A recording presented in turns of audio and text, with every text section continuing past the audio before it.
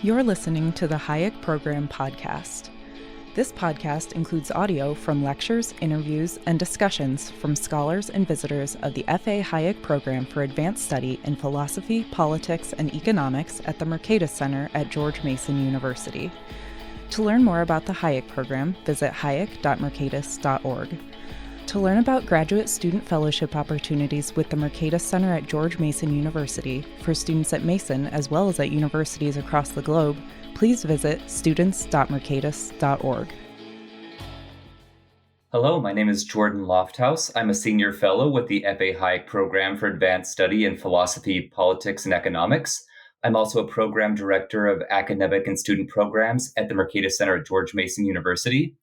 This episode today is part of a mini-series of the Hayek Program podcast on economics and the environment. Today, I'm very excited to be chatting with my colleague and co-author, Bobbi Herzberg.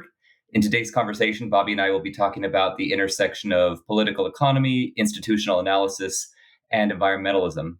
But first, I want to give Bobbi a proper introduction. Dr. Bobbi Herzberg is a distinguished senior fellow in the Hayek Program and an emerita associate professor at Utah State University. Her research and teaching focus on the Bloomington School, political economy, public choice, and public policy. She's a past president and current board member of the Public Choice Society, the Mont Pelerin Society, and serves as an advisor to the Rising Tide Foundation. She previously held faculty and administrative positions at Utah State University, Indiana University Bloomington, and the John Templeton Foundation. So with that, thanks for talking with me today, Bobbi. It's a pleasure, always. To jump into our conversation, a lot of your previous work and what you've taught about and done research on is the idea of polycentricity, which is a word that a lot of people may not be familiar with. It's not a word that just floats out, in normal people speak. Could you describe how you conceptualize polycentricity and why it's socially useful in kind of a general sense? Why should we care about what polycentricity even is? Thanks for asking. And you're right. It certainly is never one of those very common words. It is around the Mercatus Center and in our programs, but beyond those walls, it's not used in common parlance. And in fact, the key to that is when you put it into any of your word programs or Google, they think you've misspelled something. So that's always a sign that this is not a common word. Polycentricity for me is the way that the world is organized. We tend to think in terms that are much simpler and more regulated or more regular, usually either central authority, top-heavy hierarchical kinds of relationships where power flows from the top and is delegated down, or in decentralized arenas or confederational arenas where the power resides in the smaller or more localized levels and then is aggregated up. Polycentricity is neither of those, and it's both of those. It has components where there are multiple centers, as you might anticipate, and a variety of different actors, both in governing and government type of arrangements, but also governing through private organizations and civil society, and also in businesses and through private property rights, where they can be important players in this. And all of those centers of power act as a check one on another. They allow us to organize, to do things socially at the appropriate level given the task that we want to achieve.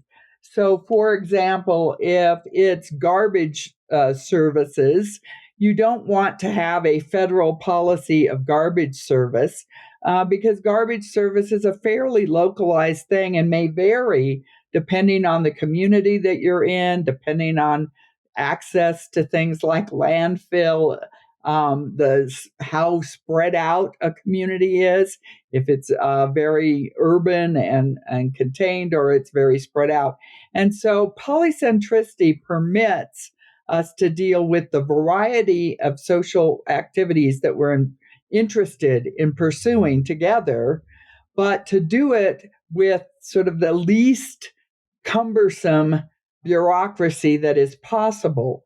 But when we're dealing with a big issue that overlaps across many jurisdictions and many different groups and individuals, we may need to take that decision situation to a higher level where the authority can operate across all of us. And so when we're talking about environmental things, for example, these are areas where frequently we talk about the externality effects associated with environmental activities. I may be keeping everything clean and doing everything appropriately, but my neighbor may not.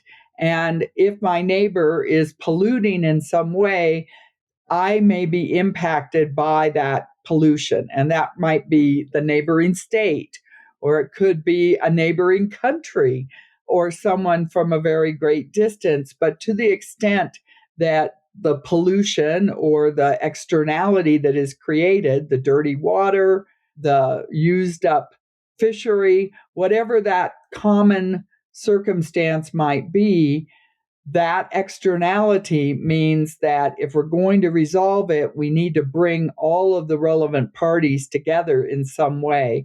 And polycentricity allows us to do that in a way that's still effective for the people that are trying to pursue this social end, but manageable in the sense that it doesn't get out of hand. It doesn't get to such a huge level that there's really no potential enforcement mechanism that's going to bind us together. And there's not even enough shared information for us to work together. So polycentricity is actually, I think, the way the world works. And so it's an institutional theory that permits us to be closer to that reality.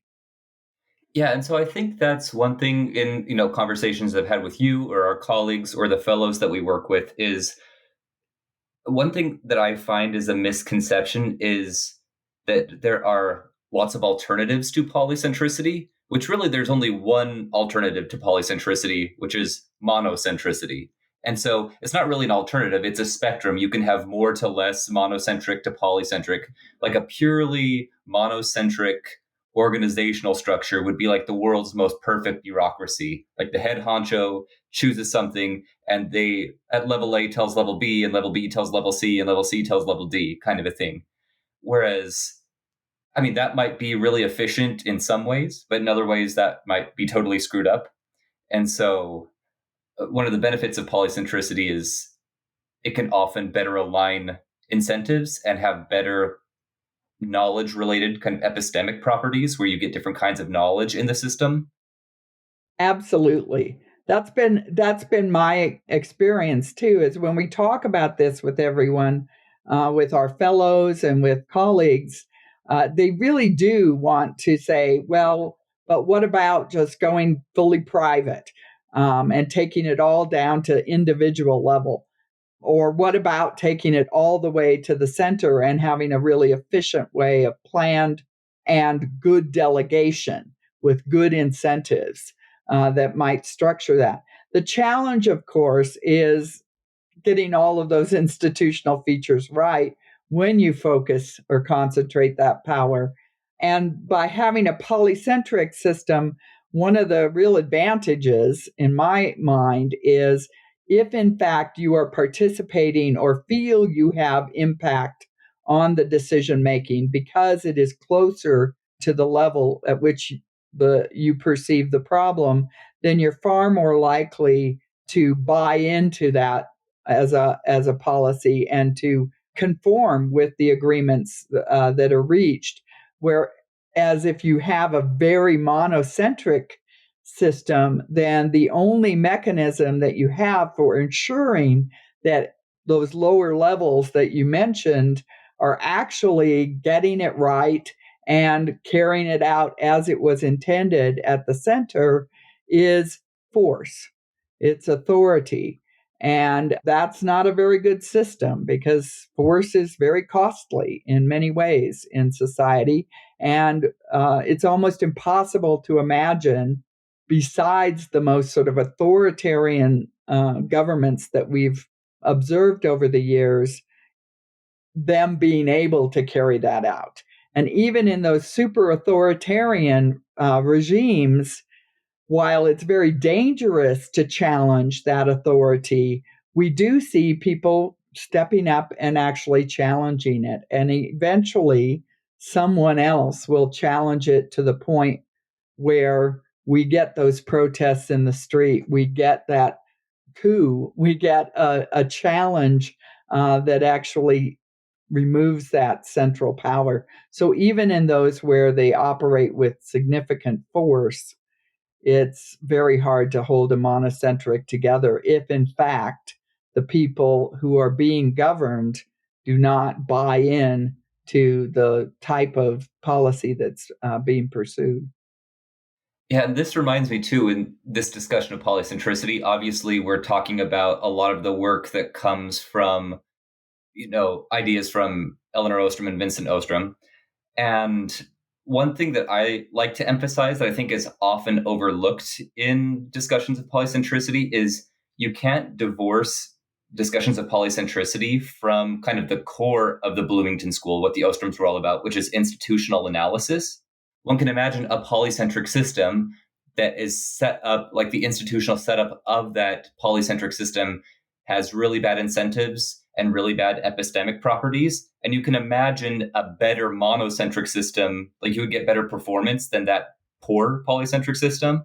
But that monocentric system is also going to be limited in several ways. So if you have a well-instituted polycentric system with checks and balances that allows different types of knowledge to flow to different types of people and decision makers, that's kind of the best of all worlds. You get the best epistemics and incentives.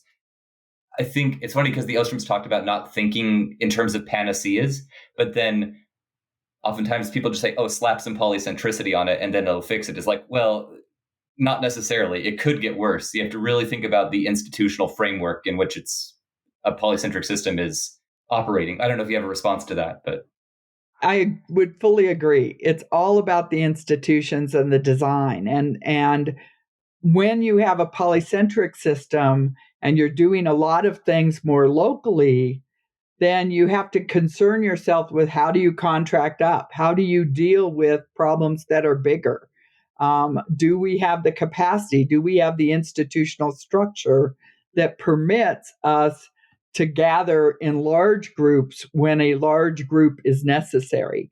And I think that is that recognition that it's all about the institutions. And the Ostroms spent a lot of time looking at federalism, especially the U.S. model of federalism, as an example of a polycentric system that worked reasonably well, where the national government protected rights and did certain broad-based, generally held concerns, and then most of the day-to-day kinds of governing activities took place more locally within the states. And then people could also vote with their feet. And I think that's another component of this. If the more you move to monocentric types of approaches, the less exit becomes a viable option. So if things are done entirely at the national level around the world, then the only way to sort of change, if in fact that set of policies and approaches are not serving you and your family's interest, is to change countries, which can be very difficult. You may not be able to change countries because you have to find another country that wants to let you in.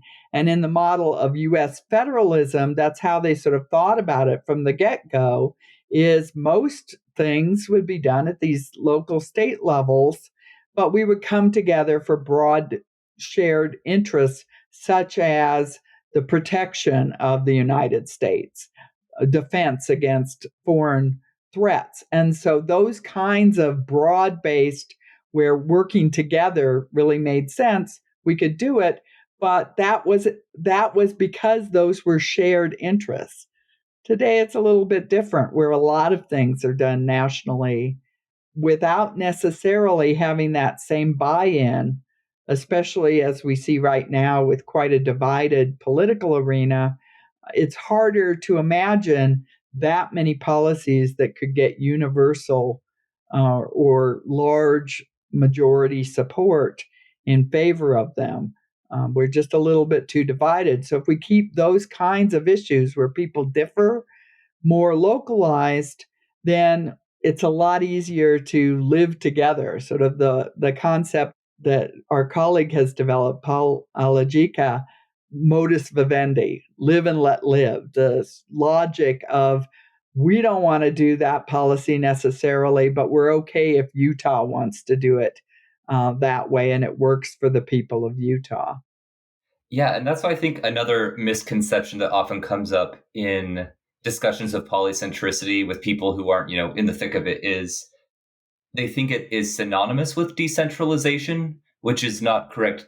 There will be decentralized elements in a polycentric system, but like you were just describing, is you have divisions all over the place. So if we're talking about like formal government, like the federalist system of the United States, yeah, you have the national level, you have state levels, you have county levels, you have cities, but you also have in each of those levels divided horizontally between judiciary, legislative, and executive.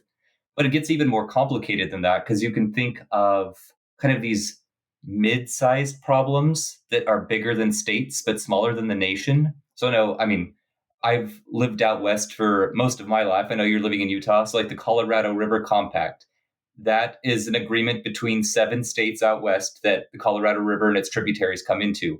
So it makes sense. It's like, well, that's a problem bigger than one state. So if like Arizona just decided to do something, well, Arizona's choices are going to have effects on, say, like California or Nevada. Whereas it seems a bit weird to have it be solely federal, because like, why would Vermont or Delaware have any say over how the Colorado River is managed? Seems a bit weird.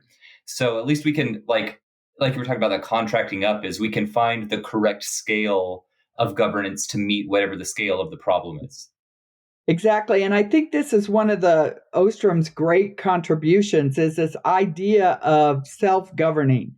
And what those regional pacts emerge out of is a desire by all of those states to solve what is a common problem. If they don't come together in that pact, they're not bound by it. And only then, if a federal action can enforce it. But it's hard for federal actions to get agreement, again, when you have this wide diversity of interests and perspectives and cultures that have emerged over the years. And so you don't need to get everybody to go ahead and agree to and get something that each of the states agrees to be bound by. And then the citizens of those states or the residents of those states do have to comply with the agreement that has been reached across those 7 states. But the great part about the US federal system is if you don't like that, you can find another state where you think they're not bound by whatever those rules were. If that matters enough to you, then you can vote with your feet. And we saw during COVID, for example, lots of people voted with their feet and moved to states that reflected better their vision of the appropriate response to COVID, whether it was to move to a state that was more restrictive because you thought people were not taking it as seriously in your state, or to move to a state where, in fact, it was a little bit more relaxed or fewer regulations on these matters, or the schools opened more quickly. Those states attracted a lot of people who felt like their state was not reflecting their core interests. And for me, that logic is how do we peacefully deal with the diversity that people bring to some of these critical policy areas? We can either try and get everyone to comply with one vision, which can be very high conflict, or we can allow people to sort of sort themselves into communities that more accurately reflect their differences, whether it's having lots of restrictions, so people that join homeowners associations that are very restrictive and move to states with high regulatory levels for things like zoning and building can do so. And people that don't want to be bound by that can find areas still where that's not going to be the case. And so, again, that allows for both to be able to exercise their interests and to work socially together, but socially around a shared vision of the way things should be done. And the things that move to the top level tend to be the most fundamental, like natural rights kinds of arguments, like the right now with freedom of speech, one of the First Amendment freedoms. We are debating in different states and in different communities and in business as well. So these other centers of authority that people join through their economic actions and come together, like Google or YouTube or any of the ways that we communicate in terms of the internet.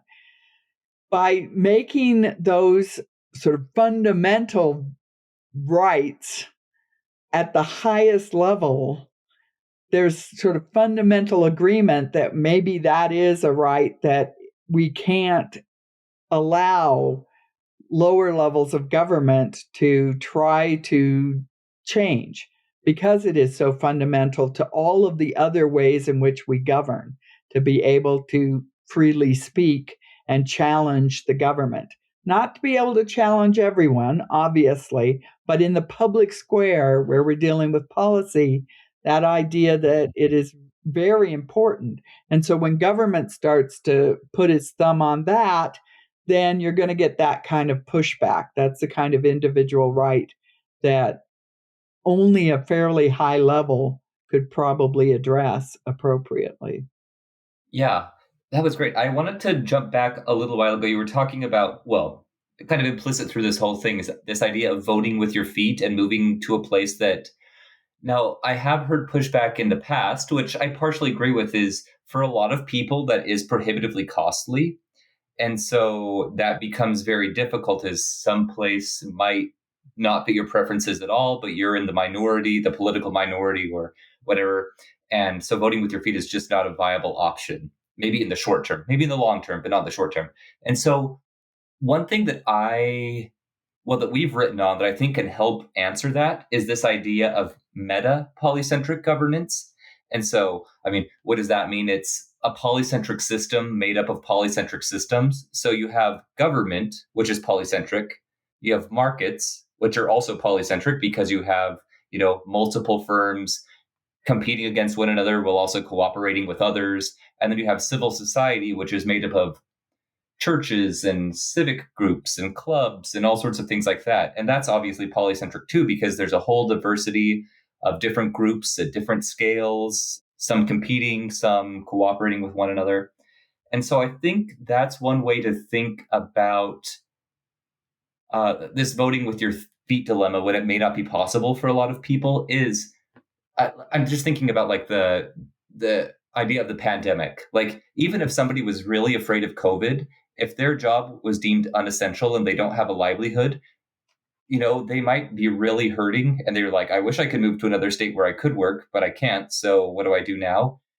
And I think sort of this meta polycentric idea comes in, is it's great that we have other entities that people can turn to for goods or services, for alternative forms of governance, for mutual aid, for 100 different things. And so what we don't want is just one source. And if that one source fails, then we're toast.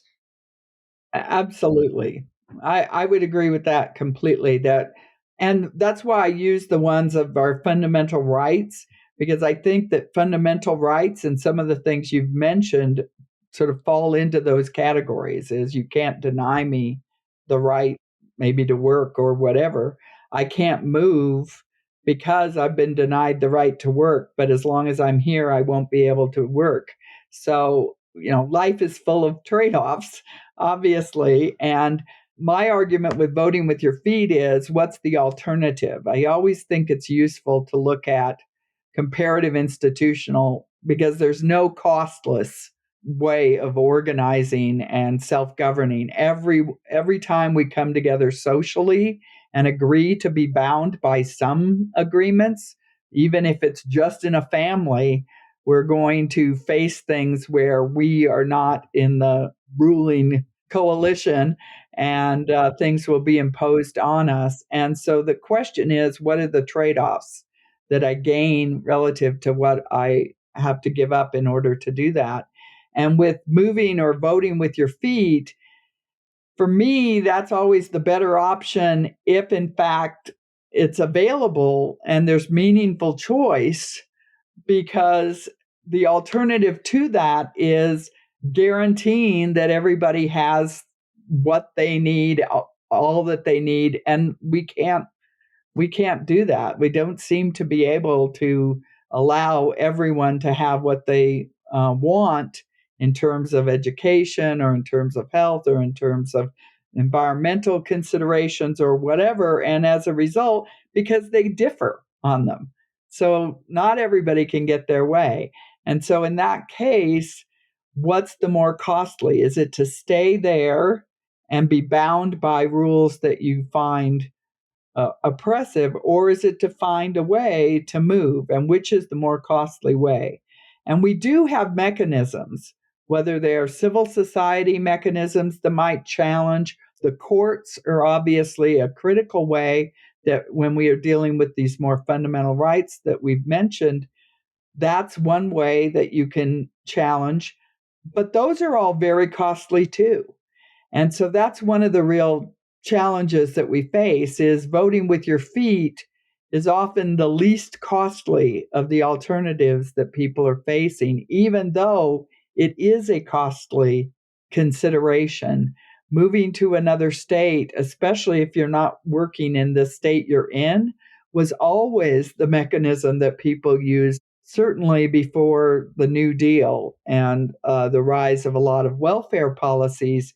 It was the only option people had if, in fact, they were to lose their job, was to find another community, to move, to find a job in another place.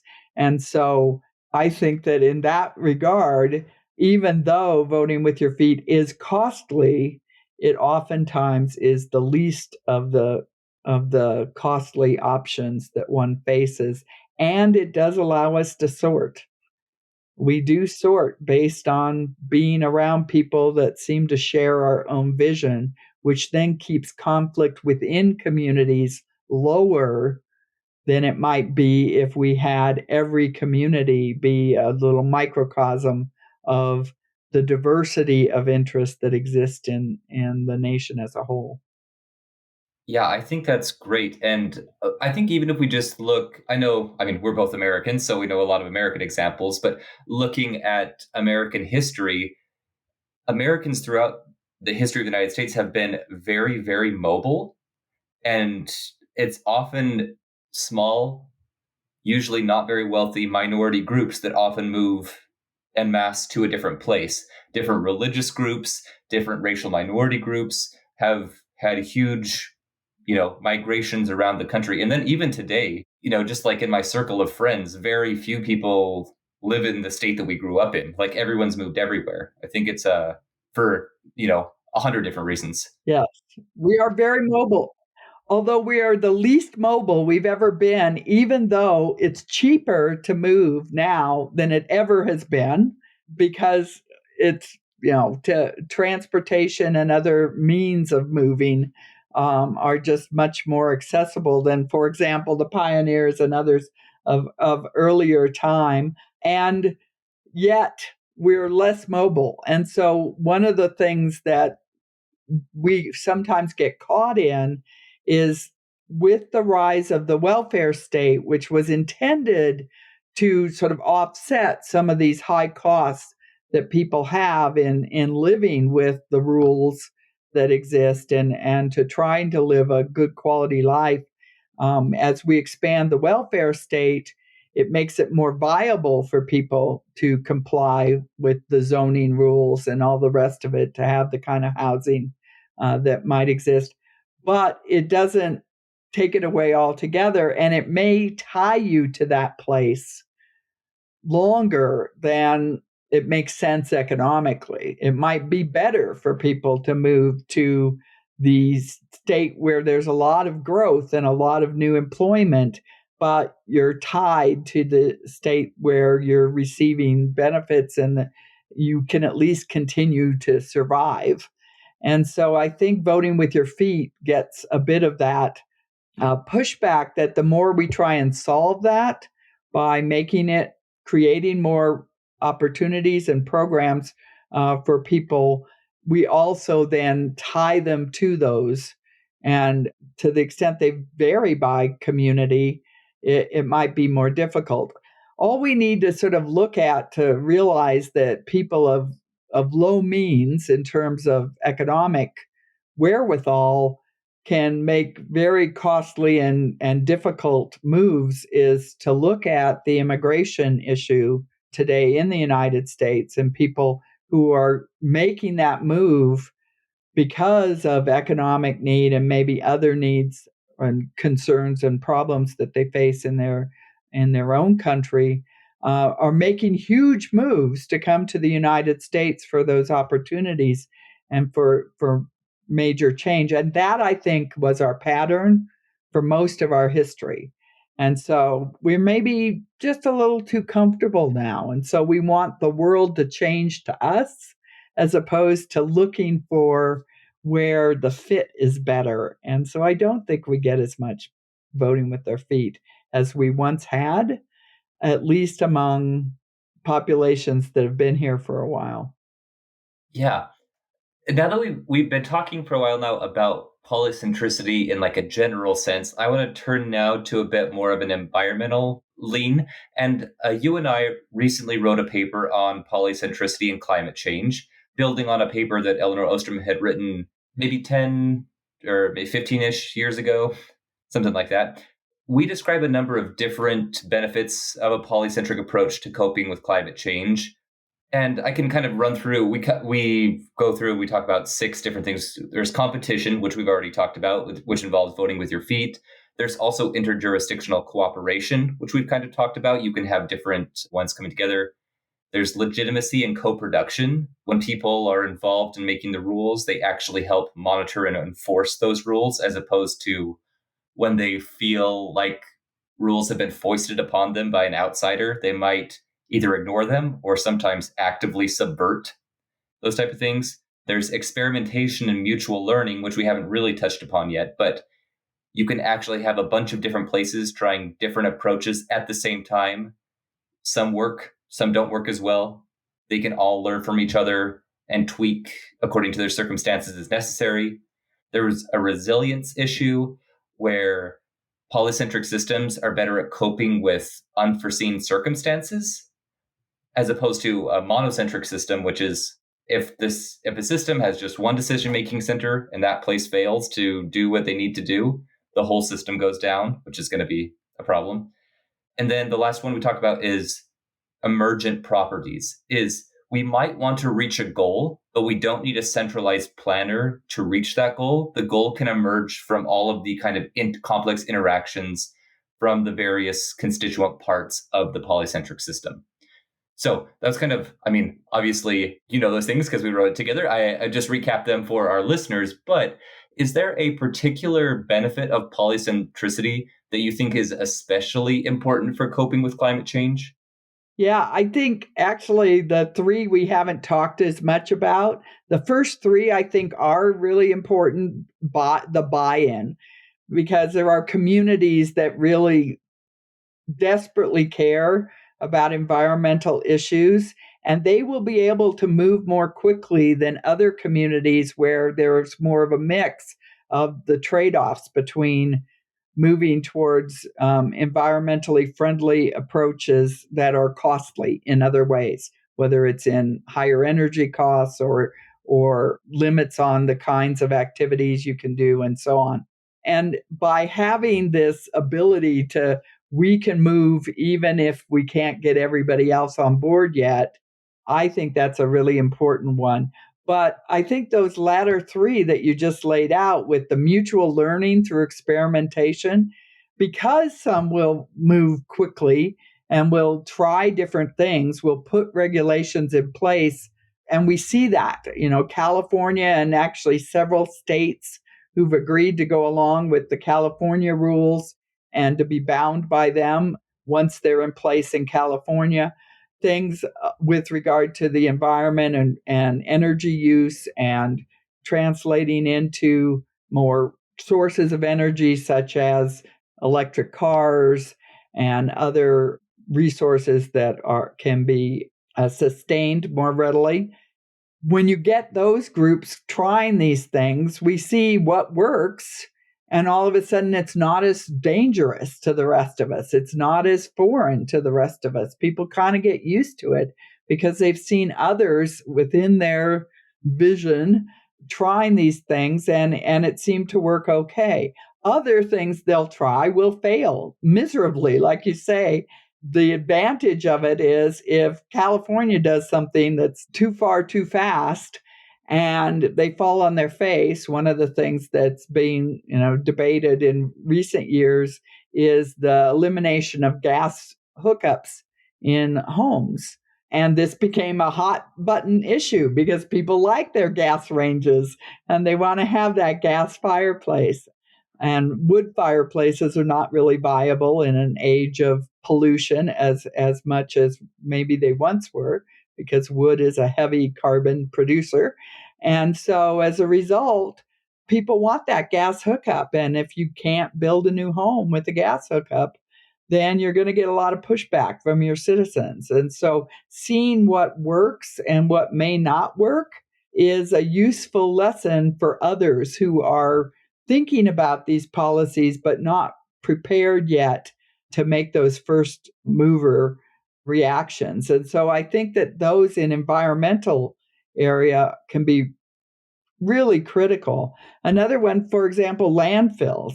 In the West, where there are wide open spaces that no one treads at all, it's a little bit different to talk about landfill and how we recycle and the costs of recycling, etc., than it is if you're in a heavy urban area where there simply is no land available for landfill and you're putting things onto barges and putting things into the oceans, for example. Those are very different circumstances where one can be in a well-managed landfill today. You can keep leaching and other things that were some of the real detriments to landfills contained now. And because you have plenty of cheap land, you can have landfills, but that may not be viable in New York City. And so having this ability to have different approaches and not a one size fits all, I think is a real advantage, even in environmental things. So on this, we're going to do this policy, but over here, it's easier for us to maybe do something with cleaning up our water and things. And so we're going to focus more on that, and we're willing to pay for that in terms of our taxes and so on. And so I think those learning from the other and making the mistakes that one will make and the others then don't have to make quite the same mistakes or may try something slightly different when they go, that leads to that notion of the kinds of orders that emerge across many states, across the entire nation, across international arenas. Those emergent orders come from that ability to experiment and the learning from others and the robustness that is created by having these different decision points and some discretion over those decisions and some control for more localized populations to try and move the ball down the field in terms of the environmental policies that we do desire. We like living in a cleaner environment.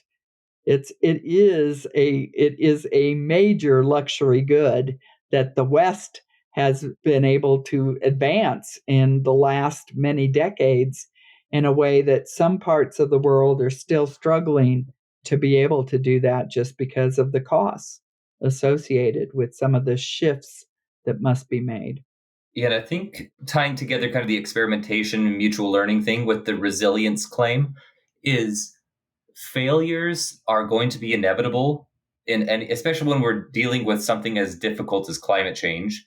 So I guess the choice is between, do we want lots of small scale failures that we can learn from and fix quickly, or large scale failures that are systemically catastrophic and that we have to pick up all of the pieces and try again. And so I would argue, and I think you agree with me, that I'd rather have a lot of small scale failures, learn from them quickly, fix them quickly, keep iterating over and over again, rather than, knocking over the whole Jenga tower and then hoping, you can find the right pieces later to rebuild it. Yes, especially because the large failures, when we have these large scale failures, they often set back the policy agenda by, sometimes decades. I mean, they can be devastating if you make a huge mistake in trying to then try new things. Whereas if you do it in a more localized way, because it's more localized, you can often tweak it in another location or even that same location. You can make changes and put them in place and find, okay, this works quite a bit better if we do it this way, and then keep moving the ball forward down the field. So I think just the scale of failure really makes a difference in terms of the political support for continuing to work in an area. You don't want your entire environmental agenda being short circuited by a massive failure on one front. And we saw a little bit of this with regard to the gas shortages and increased gas prices in Europe this last year. Is countries that had moved very far down the field away from fossil fuels all of a sudden found they didn't have the capacity to manage when, in fact, supplies of what they did need were cut off. And as a result, you saw them going back to decisions that they had already made and reversing some of those decisions in order to just manage and not to have their population be cold during the winter months because of a lack of fuel shortage. Price increases are one issue, but people dying due to the cold is an entirely different one. And so you don't want those kinds of things happening. And as a result, you change your policies. And that is a lesson learned. So if we can do these all over the place, then people go, okay, we want to move here, but we need a plan B, or we need some backup. We need a plan for how fast we can get there and what happens in contingency circumstances if certain things change that we've been assuming. And so, again, lots of experiments let you see lots of different options with regard to that. So in terms of this conversation about climate change and a polycentric approach to climate change, one thing that I think is often, I guess maybe in pop culture or media or whatever, people don't usually focus on what climate change really means. And I think this is what we as a society really need to focus on, is the complexity of climate change. Climate change is not just one problem. It's a multitude of problems that are overlapping and nested within one another. And so, like, the causes of climate change, there's many, many of them, like burning fossil fuels. Yes, obviously that's a huge contributor, but what does that really mean? Well, that's transportation, that's energy production, but transportation in a whole bunch of different ways and energy production in a whole bunch of different ways. Then if you throw in agriculture, like methane as a contributor to climate change, like production of meat, that's a whole different thing. What do we do with that? And then the effects of climate change are very complex, overlapping and nested. So sea level rise is a huge issue. Sea level acidification is a whole nother issue that has different properties. You have, in some places are going to be drier, some places are going to receive more rainfall. And so there's just so many things going on at once when we talk about climate change. It's this huge, complex social problem. That's why I think it's so important when we're talking about polycentricity, especially this kind of experimentation and mutual learning, is we need so many different types of knowledge and so many different types of approaches going on simultaneously to even address the causes and effects of climate change. I don't know if you have any thoughts about that or follow up with that. Yeah, and I think that's why the sort of emergent properties come out of this polycentric is all of those different kinds of expertise are needed, but no single group or person or policymaker can possibly hold all of those. And so they're going to be very dependent on others coming in and assisting them on that. And by having different policymakers and different experts and different perspectives that you get by all of these different countries trying different things and all of these different states trying different things, different civic groups trying different things, and businesses trying new technologies, etc.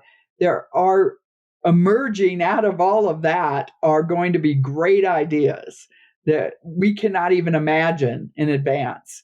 We couldn't plan for it. They're just going to be on the stage at some point and we're going to go, wow, I didn't know that we could do that, and be amazed by it. And that has been the history of energy use, for example, and environmental impacts. We have improved on these fronts. Our energy use is a smaller and smaller part of our overall economic capacity, especially in the West. And part of the reason why is we've gone to more efficient sources of energy than we once had. I mean, as I said, we used to burn wood. It's a high cost energy system, and it's going to have lots of negative consequences that go with it. And as we've moved with technology and developed this kind of thing, that knowledge then has allowed us to then have all sorts of other economic gains, all sorts of other things that we can do that we're not dedicating to finding things to eat during the day and finding things and ways of preparing them and so on. And so I think that this is one of those circumstances where the more we're open to different approaches as opposed to trying to consolidate on a single policy for the world, for example, I think innovation and new technologies and the desire that people have to try and solve these very critical problems will result in that competitive arena in a better set of outcomes than trying to figure out what it is in advance and then trying to figure out how we're going to apply that all over the world. And I think that was really Lynn Ostrom's bottom line on this. Is it wasn't that she wouldn't want climate change policy that could create improved climate and regulation in this area. It was she didn't think that was viable, that there was no mechanism, there was no institutional arrangement that could actually carry that out. And as a result, how can we move towards improvement in those areas?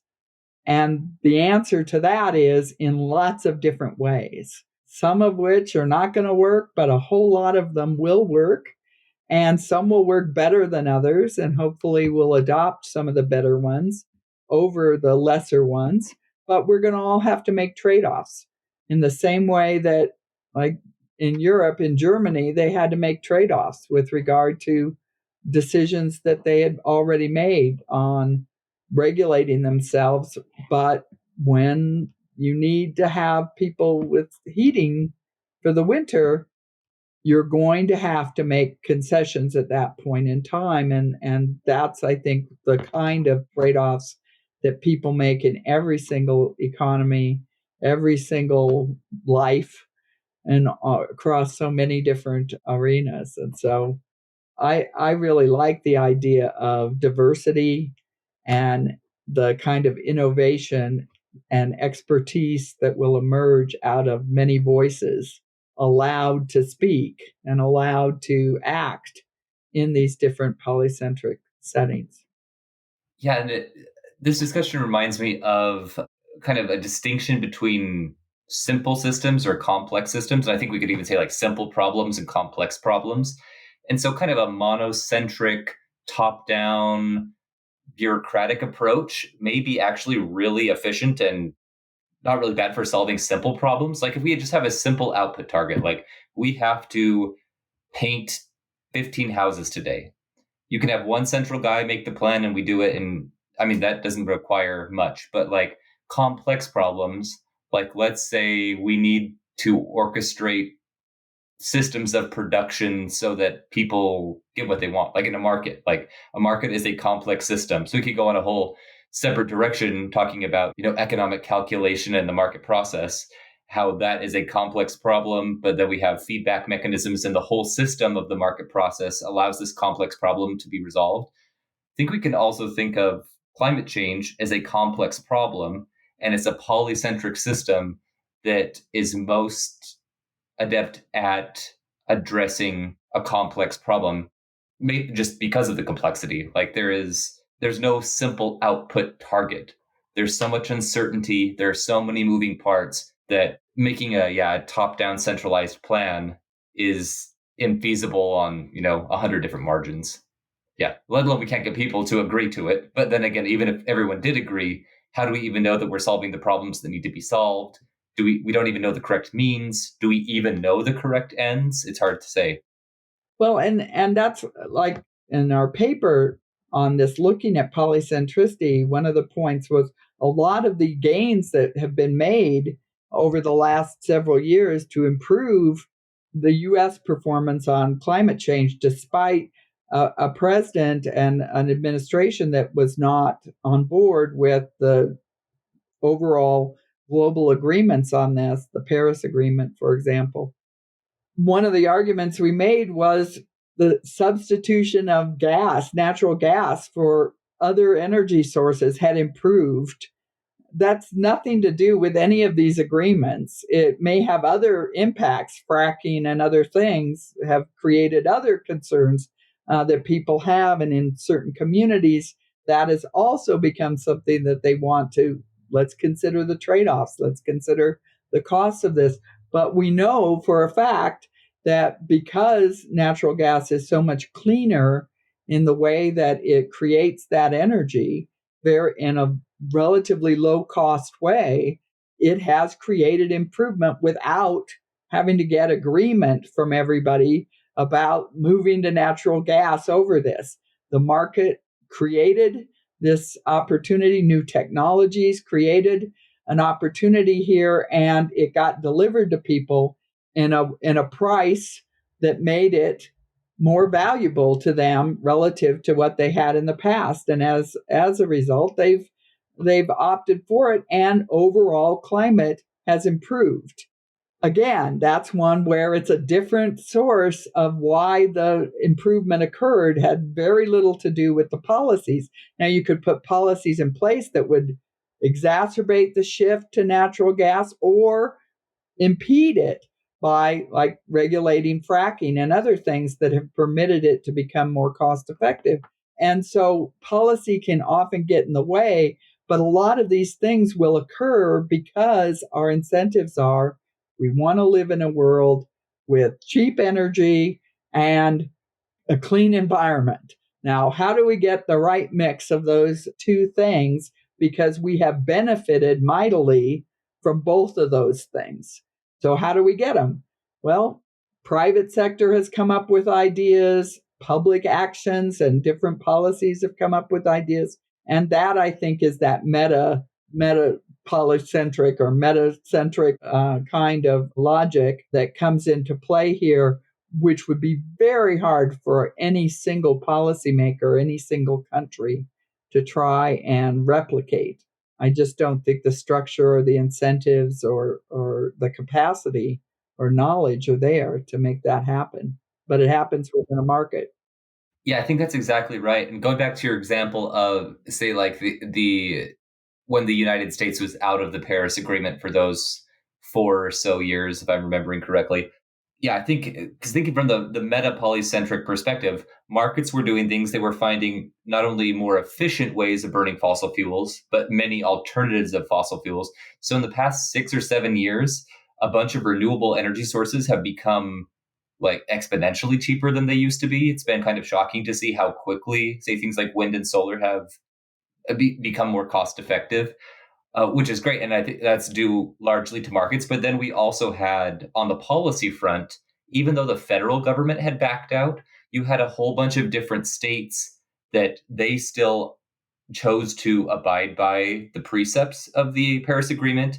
And then even in states that didn't do that, you had a bunch of cities or counties who chose to abide by the precepts of the Paris Agreement. So because of the polycentric arrangement of government itself in the United States, even though the federal government had backed out, it was something like, roughly a half of the US population was still under the Paris Agreement in some way or another. Right. They were governed by it because they chose states to live in that were on board with it, even though the national government, that administration was not. And that, I think, speaks volumes to the advantage of a polycentric system over a unitary system or a centralized system.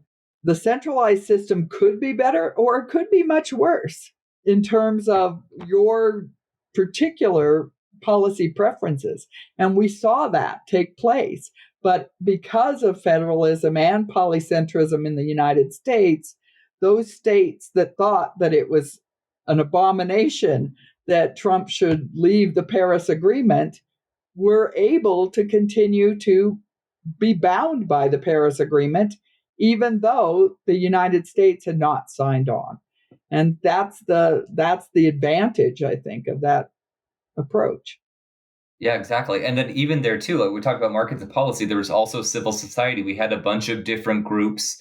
I think one of the maybe most influential parts of this meta polycentric governance structure with civil societies is the ability to persuade people to change their preferences, to see things.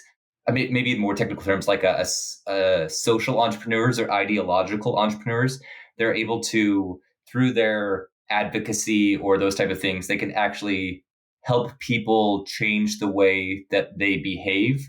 So I know a lot of people may not be vegetarians or vegans by any means, but they're actually more conscious of how much meat they eat.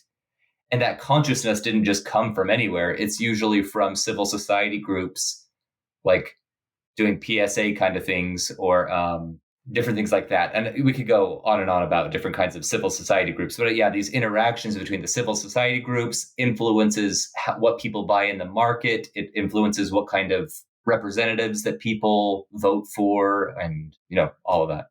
And I think we've always seen that. I mean, you were from the West and the Utah area, so you are familiar with a lot of, in the olden times, before a lot of the current ways of dealing with the environment, cleaning up parks and things, cleaning up garbage along rivers, etc.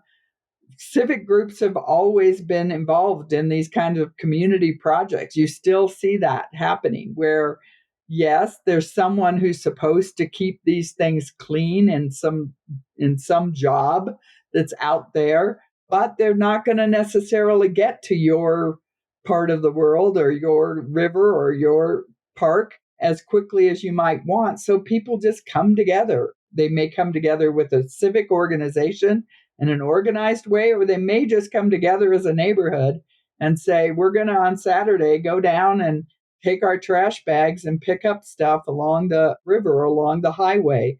And there have always been those efforts that would very much be in keeping with the sort of Ostrom logic of self-governing in this voluntary way to do what is a social problem, to solve what is a social problem through their own actions, not just to bind everyone else or to create a law and think that because we have a law that says you're not supposed to litter, people won't litter. And so I think that these other components of the system that help in enforcement and education and sort of transmission, often lead the way in terms of what is possible. So frequently we do see groups like Nature Conservancy or Sierra Club and other environmental groups who come up with ideas that then become part of legal action and regulations that a city or a community or a state might adopt. But frequently they're programs that started by some group of people who cared about it and were willing to volunteer their time and resources to actually carry it out and demonstrate that it was viable to do that. So we've been talking for a while about climate change in terms of polycentricity. Kind of as my final question, I want to change directions just a little bit and look at climate change from a different perspective using public choice theory. And you're an expert in public choice theory. You've served as the president of the Public Choice Society. I'm wondering, in terms of climate change, what do you think are the most important insights from public choice theory that people should be aware of? Yeah, well, public choice theory warns us that interests are interests wherever they be, whether it's in government or it's in the economy or it's in the private our private lives, wherever you are, what you want and what you think is the important outcome is going to drive your actions to some extent. Now, your actions may be very magnanimous, your interests may be very magnanimous, or you may have fairly narrow economic interests. And one of the things we see in the environmental area is the use of subsidies, and all of this has led to sort of the rise of an entire industry of people in Washington, D.C., seeking more and more subsidies and more help from government or regulations that will assist their industry and have become economically advantageous to them. This is good at moving people in that direction. So, subsidies for electric cars, it's very handy to have it, but many people would argue, well, we're subsidizing rich people, because that's who's buying electric cars because they're $50,000 or so. And it's not really viable for a low income person to get that $7,500 tax advantage, or a company that is going to put up a wind farm or a solar farm or something of this sort. By subsidizing many of these companies, again, it's a planning type of arrangement. It's industrial policy where you're picking winners and you're picking losers. And while that can benefit certainly in an industry that needs some investment at a critical time, it also quickly can become not a viable strategy because now they're doing it for the subsidies as opposed to doing it just to create a new and innovative type of good. So it's very hard to get out of those subsidies, to get out of the special interests and the special treatment once that industry is on its own or could be viable. It's very hard for government to extract itself. And as a result, you may not get newer innovations that would replace some of these mid-range strategies that have been subsidized. And so we see that, for example, when railroads were being subsidized because they had been regulated and they had access to government and they could help set the rates, they really dragged out the possibility of trucks that were a more viable, and especially in the age of containers, a much more viable, environmentally and economically friendly way of transporting than the railroads had been.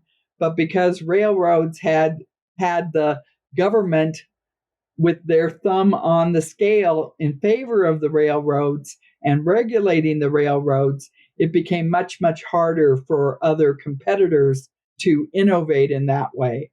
And I think the same kind of thing could be happening in environmental, where big companies can recognize, well, if we invest in this kind of industry, we will get the benefit of government subsidies or tax breaks of a certain sort.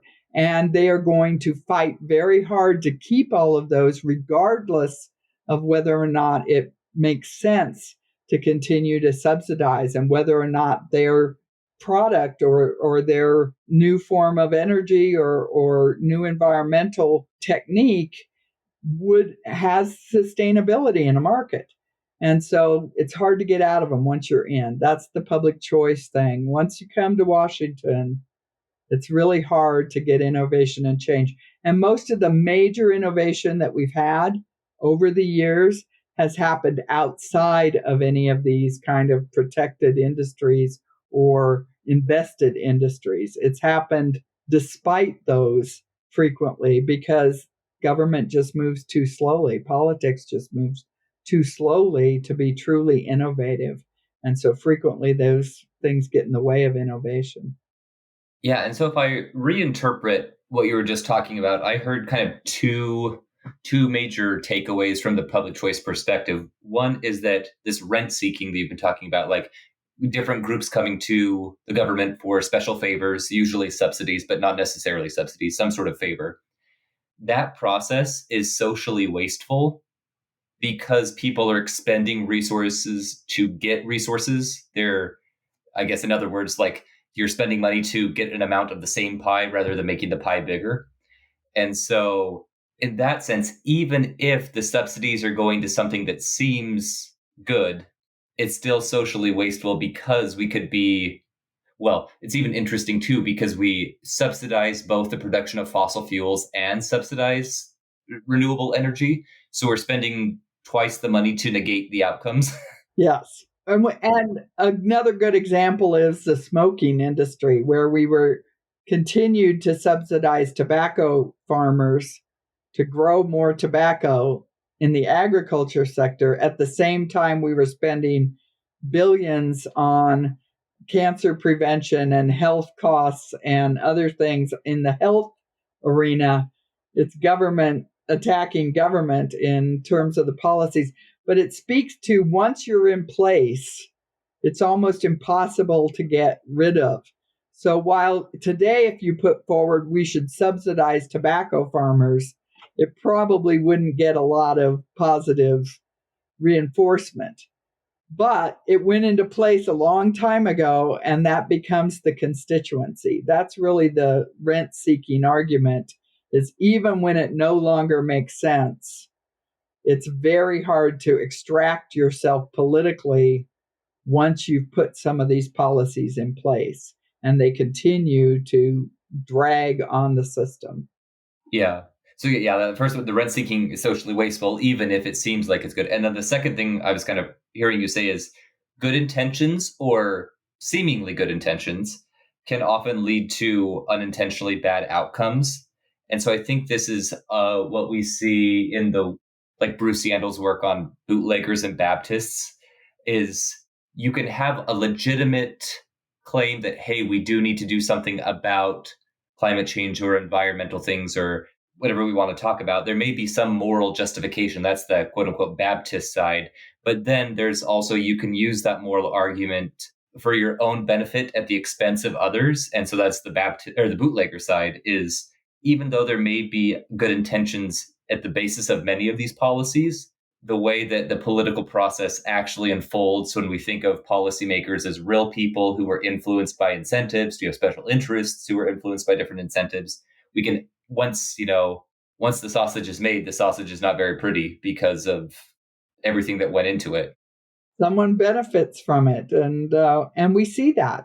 So we see the argument being made that you can't make this change because we've invested all of this, because you told us we needed to do this, and so now you owe us, in essence, is often the lobbyist argument. And so we keep reinvesting. So that bootlegger is there making the case that this is an important thing to do, but I'll need a subsidy to do it. That's what's happening, I think, in a lot of sectors of the environmental policy area, which, again, may be important at a given point, but that means the planner knows what that point is to do the investment that's going to be effective and when to remove it or when we can phase it down and move on and that industry survive on its own. And if it's not, then it is socially wasteful to be doing it this way. And it picks particular companies that win and others that do not get these things. So it's an uneven playing field. And it's the same kind of argument that many people make regarding, tariffs and other issues in the trade area that, oh, well, they invest in their companies, so we have to put tariffs on ours because we can't compete. Who does the tariff hurt? It helps those jobs, but at the expense of all of these other jobs and at the expense of the consumer paying more for it. And so public choice really tries to get you to look at all sides of that equation and to think about what would a citizen do if they thought about both sides of it, not just the argument that's often being made, which is only on one side of the equation and not the trade-offs or costs that come with it. And just so we don't end on a pessimistic or sour note here, I think this is why polycentricity, with a proper understanding of public choice in terms of how politics actually works, I think this is, to go back to our polycentricity discussion, I think this is why polycentricity is so important, because we do have, that's just a fact of life. There are special interests that try to use the coercive power of the state to benefit themselves at the expense of others. But if we have checks, balances, and backstops in the system, which is a polycentric systems have checks, balances, and backstops, at least we may not be able to get rid of those public choice elements, but at least we can mitigate them on a lot of different margins. Absolutely. It is the notion of competition. And what polycentricity brings us is different competing entities. They can cooperate, but they also are different and thus compete at some level in terms of the knowledge that they're producing, in terms of the types of policies they're producing.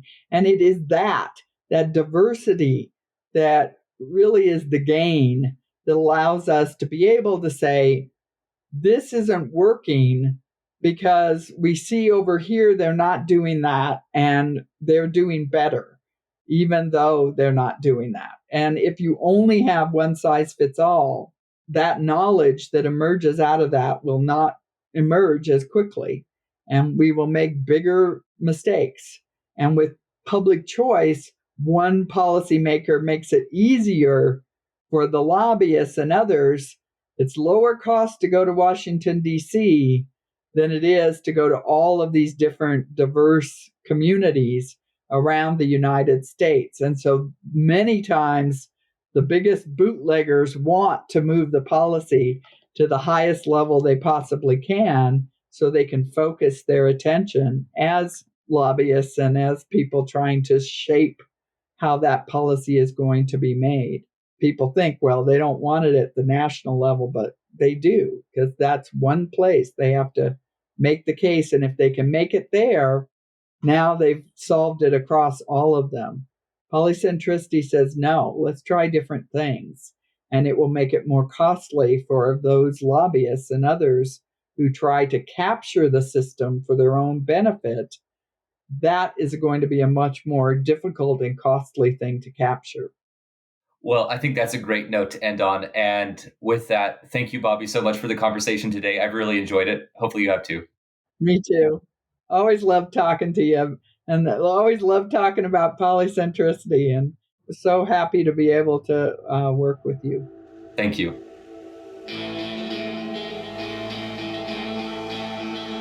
Thank you for listening to the Hayek Program podcast. To learn more about the research, scholars, and work of the Hayek Program, visit hayek.mercatus.org. For more information about graduate student fellowship opportunities for students at Mason as well as at universities across the globe, please visit students.mercatus.org. We hope you recommend students to our programs or consider applying yourself.